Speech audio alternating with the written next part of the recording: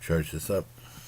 Hey, my Legion, how y'all doing today? I'm here today to review a movie that premiered Sunday night on Fox, and a lot of stuff went down. I started watching the show, and then I wasn't able to watch the rest of it. A bunch of stuff happened Sunday night.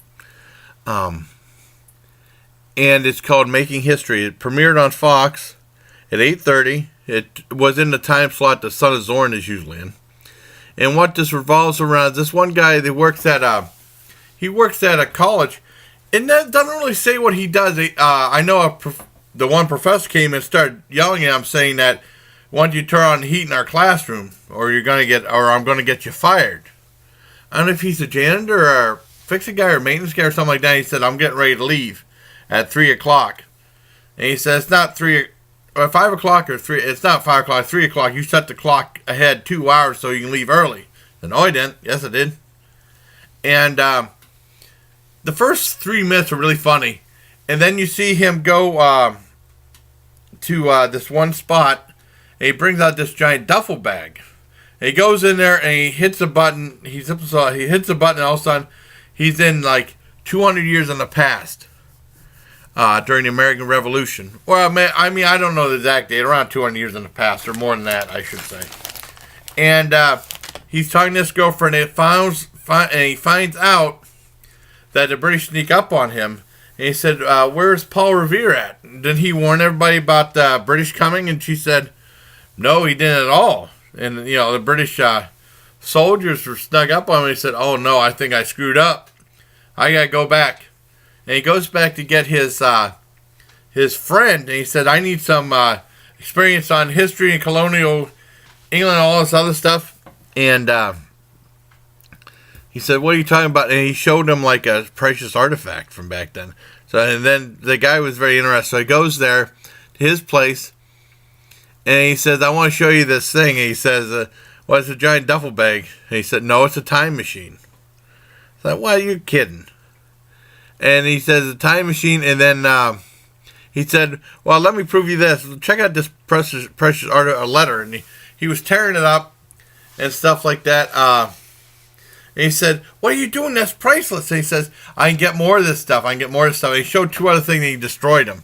The guy was freaking out. He said, "Get in the duffel bag, and I'll show you." And then he finally admits to getting in the duffel bag. And they find out that what happened was he screwed up the American Revolution because he's going out with Paul Revere's daughter. And her dad, Paul Revere, because they talked to him in the pilot episode. And he says, "I'm so mad, I don't have time to worry about the British and warning people about the British. I want to find out who's going out with my daughter, because I had her arranged to marry a blacksmith, and she's going with some blackguard." That's what he said in this thing. "And then when I find him, I'm going to kill him with this weapon I specially forged." And the show goes from there, and it's really, really entertaining. As far as laughs go, when that one guy, the professor, got captured by the British, that was kind of funny. And then the first 2-3 minutes are funny. Throughout the show, there's like, you might get some smiles, maybe. I mean, I didn't think it was super funny, but I thought it was very entertaining. There was a scene, though, because the professor of history that's in the show, he knows about these artifacts, but that would negate a joke to happen where he was, and you've seen this on a commercial, so I'm not giving anything away. He said, "Hey, drink this." Like, he was with John Hancock and someone else, and this guy said, "Hey, drink this stuff. Just drink this homemade beer."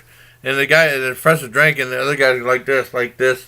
And he said, "Was it good?" He said, "Yeah, it's very good." He said, "You just drank from the chamber pot." And he laughs and stuff like that. Now, if that professor knew all these artifacts, he would have known that was a chamber pot and not drank out of it.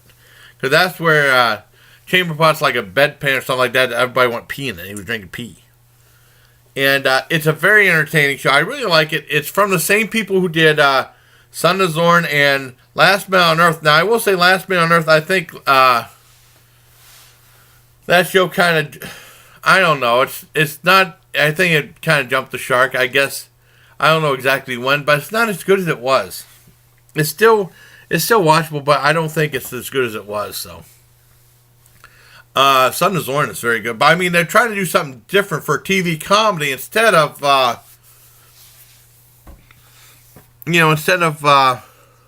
what the hell was I going to say? Instead of doing stuff like in the workplace, like Superstore or Powerless, which sucks. I hate that show. Superstore is actually, I don't really watch Superstore, but it is much better than Powerless.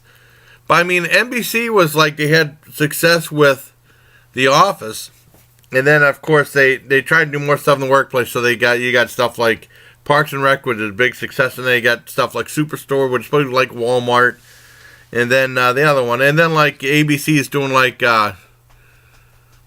different stuff like Modern Family, but it's the same type of format, but with different families and stuff like that, I guess. And CBS is kind of like doing like, the regular standard laugh track situation comedy. Fox, I think Fox is really doing some different, unique stuff. Now, Fox also had, a long time ago, they had a TV comedy of Bill and Ted's Excellent Adventures that didn't last very long, but I like that too. I think the only time travel is going to be back to the American Revolution time. I love the scenery that they show in the show and the lighting for like different things. I like that. Some of the special effects look pretty cool too. But I think it's pretty interesting. Now with Bill and Ted's Excellent Adventure, this was like way back in 93 or 94 on a Sunday afternoon or a Sunday evening that they had those. That show didn't last that long, but it was pretty entertaining. They went to different places. I think this one just goes to the present and to American Revolution times. So, I hope you liked this video, and that's my review. Oh, I give it a... boy, I almost forgot. I think it's very entertaining. I give it a 9.5 out of 10 for Making History, the new comedy on Fox. So until next time, everybody, please take care, my legion.